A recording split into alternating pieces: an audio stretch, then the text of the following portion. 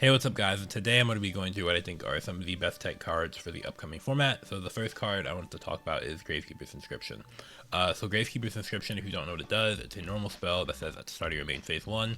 So it's like extra. You can only activate it at the start of your main phase. Apply one of the following effects until the end of your opponent's turn. Either neither player can activate card effects from the graveyard, neither player can banish cards from the graveyard, or neither player can special summon monsters from the graveyard. So the reason I think this card is going to be really good is because of the first bullet point, neither player can activate card effects in the graveyard.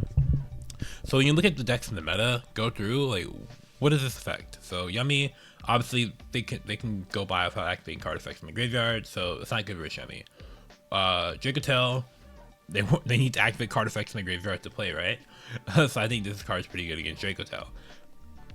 Mitsurugi, they need to activate card effects in the graveyard to play. I think this card is pretty good against Mitsurugi as well. The issue with this card last format was that it wasn't good against Yummy and it wasn't good against Vanquishful. And if you don't know, this card is a card that you decide going first. Technically you can decide it going second, but mainly for going first. But last format, it wasn't really good against the meta, so you didn't have space to side a card that's only for like Dracotail. Because some people were talking about siding it last format, but it was like, bro, really, you're gonna side a card that's only good going first against like Dracotail in this meta? Like, come on. But now I think the card actually has a lot of value, right? Good going first against Dracotail, good going first against Mitsurugi. There's an argument that you can side it in against other decks as well. For example, like Lunalight, play against Lunalight. Maybe you could Q against Tier Limit. Maybe not, but mainly for like those decks. I think it's really good against Lunalight. Like the neither player can activate card effects in the graveyard. That affects them a lot. Technically they can have some plays still, but it's crazy. So I think Gravekeeper's Inscription is really good. Especially against the aforementioned deck, Dracotail and Mitsurugi, I think it really just destroys them. The issue with Gravekeeper's Inscription, so obviously it can only be used at the start of the main phase 1, but the other main issue is that the card doesn't really do anything on its own. It's not a card that trades with a resource, so if you aren't able to play, it's really rough. But as long as you're able to actually play and get your engine rolling, this card is absolutely crazy, and they don't really have counters to it. The only counter is Delta, which aside from Delta, which isn't really seeing play right now. Which is, so yeah. I guess another counter is Mitsurugi playing like Rival Engine, but obviously post-banlist, nobody's playing that, which, I mean, technically it's possible still, but nobody's really doing it, so I wouldn't worry about it. So Gravekeeper's Inscription, I think, is going to be an insane card next format. Talking about the second card, I think, is Archnemeses Protos. So obviously 2 formats ago, Protos was seeing a ton of play, and people were like, oh, Protos is gonna get banned, yada yada yada. Justice Hunters came out, nobody was playing Protos, and now the ban list came out, and Protos is still legal, right? And this card is still absolutely crazy. The only reason Protos didn't really see too much play last format was because the decks. But I think the decks this format make Protos potentially see a ton of play. So why do I say that? So first off, we have Mitsurugi.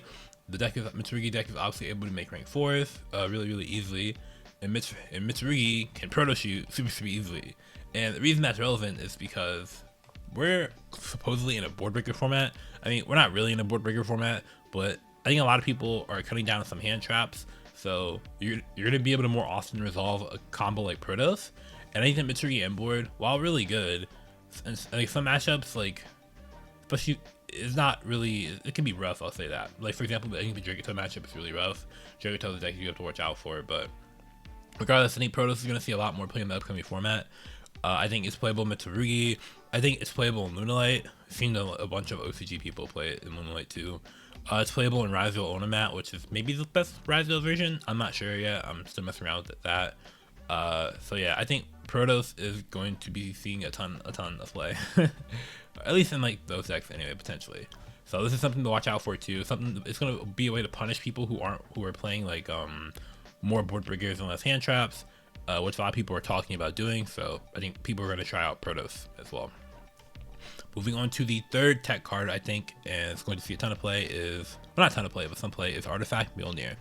Artifact Mjolnir, if you don't know, basically says, it has the first effect, which says you can set it from your hand to the spell trap card zone as a spell.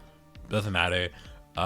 So yeah, it doesn't matter. It has the same artifact effect, but the reason you would play this card is it says, if this card is special summoned during the opponent's turn, you can target an artifact monster in your graveyard, special summon it in defense position. Mandatory effect. Also, you cannot special summon monsters until the end of the next turn, except artifacts. So this is used in FTK combos, kinda, basically FTK. So what you do is, you're going first, you're playing a K9 deck, a rank 5 deck, you get Artifact Mjolnir in the graveyard, right? like do Dagda or whatever it means. So you get Mjolnir in the graveyard, and then you summon back Mjolnir with Imperial Princess Quinkery. You summon Mjolnir to the opponent's field. Mjolnir, even though it says target artifact in your graveyard, you'd think, oh, well, it won't activate, right? Because they don't have an artifact in their graveyard. This is a mandatory effect, which means it'll still activate even if you don't have a target. So Mjolnir is going to activate, and this effect also you cannot special summon. Because it says also, they're still locked even if they like don't special summon from the graveyard.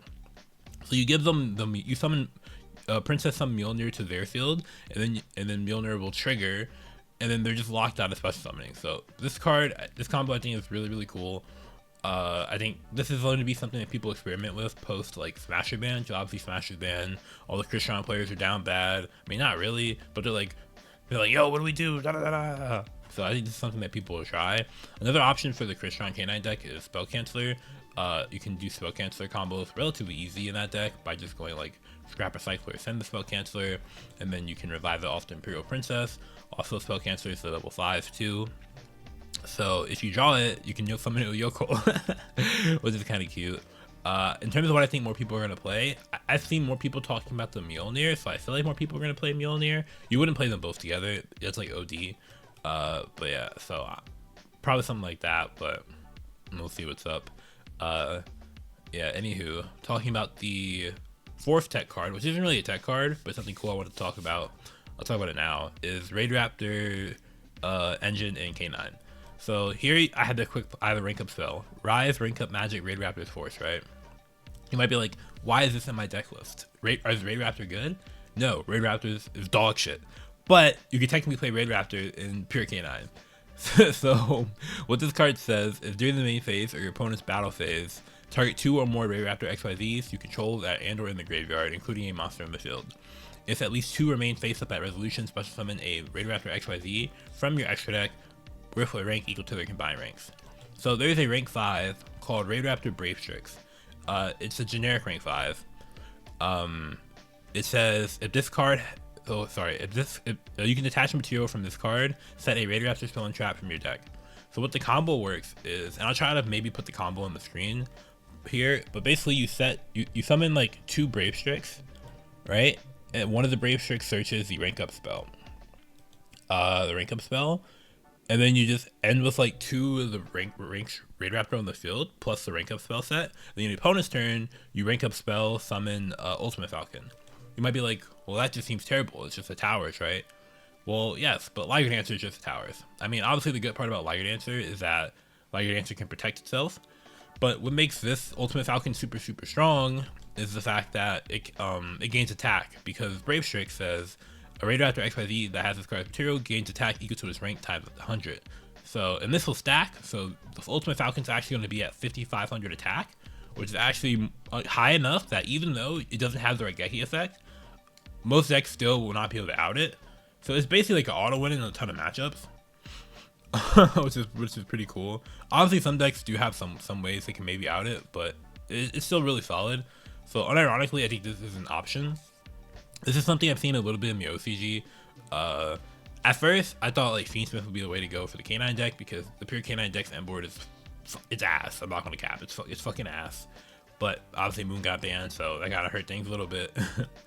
So maybe people mess around with the Ultimate Falcon. I don't know. It's in the side deck because it's like I don't know. I'm not sure, but it's like an option that I think honestly is worth testing out. I'm not gonna lie, because in the combo, it sounds super fragile. I know, but your combo is protected by Ripper, and before you actually commit to making the Raidraptor XYZ, you look at their hand with Noroi.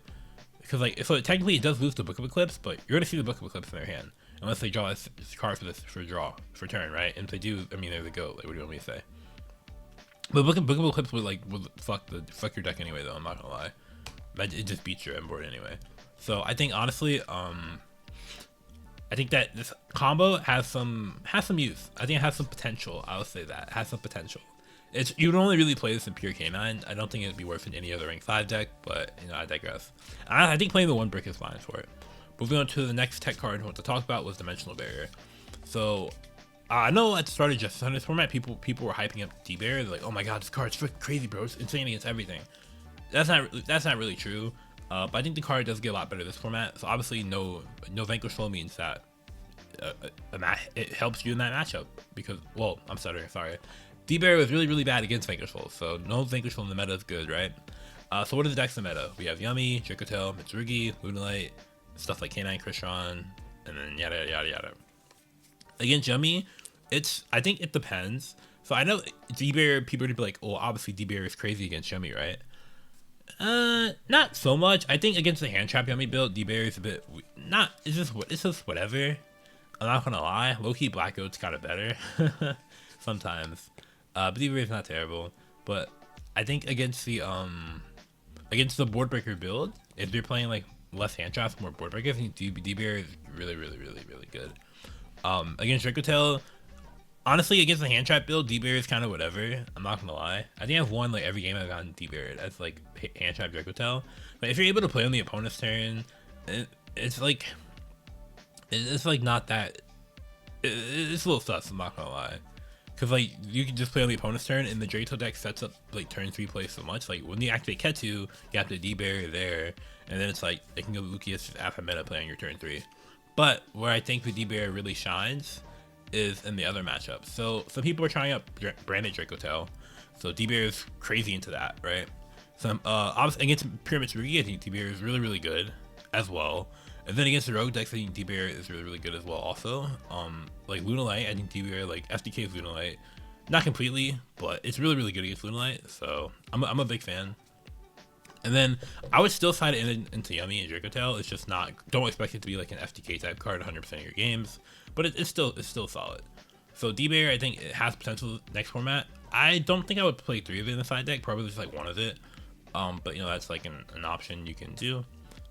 Moving on to the next tech card of the format, and I think it is Habakiri no Mitsurugi. So you might be like, why the fuck is Habakiri on it? Well, we know Mitsurugi is a good deck. Yes, Mitsurugi is a good deck, but I think people will try to experiment by playing the Mitsurugi engine in other decks. So obviously, like, there was a tournament this weekend. It was like a 100-player tournament, right? And Triff won with Yummy Mitsurugi. And I'm not gonna lie, Yummy Mitsurugi is fucking dog shit. It was post-banlist, by the way, by Kong's card. But yeah, Yummy Mitsurugi is fucking dog shit. But I think people are gonna try to play it. And I'm not really trying to show them Triff or anything like that. Like, I'm pretty sure he was just playing it for like vibes. But I think a lot of people are gonna try to play their Habakiri and other decks just because like Prayers wasn't hit. And Habakiri is really good this format because against a Yummy deck, it actually just like roars their end board. Like, it's actually crazy. Like, you get like bent over like sideways. Like it basically destroys everything that isn't Arclight. So I think it just trades super well into that. So I think more people are gonna try to play the engine in decks. Yes, King of the Swamp got banned, but I think it's still worse in decks. Like, for example, if you're playing Orcust, I think you should still be playing Habakiri in your deck if you were playing the engine before, you know, stuff like that. So I'm a very big fan of the card of this format. Technically it's playable with Vanquishful. It was something that I tried in Vanquishful before, like months ago, but it wasn't worth the bricks and shit. I'm not gonna cap. But yeah, anywho, that's really it for the video. Oh, last card I wanted to talk about was Heavy Poly. Heavy Poly is cool. It's just like a side note. I just thought it was like cool, so I wanted to talk about it. Heavy Poly is a really, really good card against in Lunalight, but it's also playable in another new deck in DBD because you can use it to summon the Art Crisis. And this is something I've seen some people do in the DBD Facebook group. They're like, yeah, this shit's crazy. I'm not gonna lie, this shit is mid as fuck. Because the good thing about Heavy Poly into Liger Dancer is that it's unaffected. But Heavy Poly in the Crisis is just like, is not as good. In some game states it can be good, but it gets fucked by like spell and trap removal type shit. So it's a bit whatever, but it's an option. Yeah, that's all I want to talk about. But yeah, anywho, that's it. I hope you enjoyed the video talking about the tech cards and whatnot. And if you did, make sure to leave a like and subscribe for more content like this. And I hope you have a wonderful day. Take care.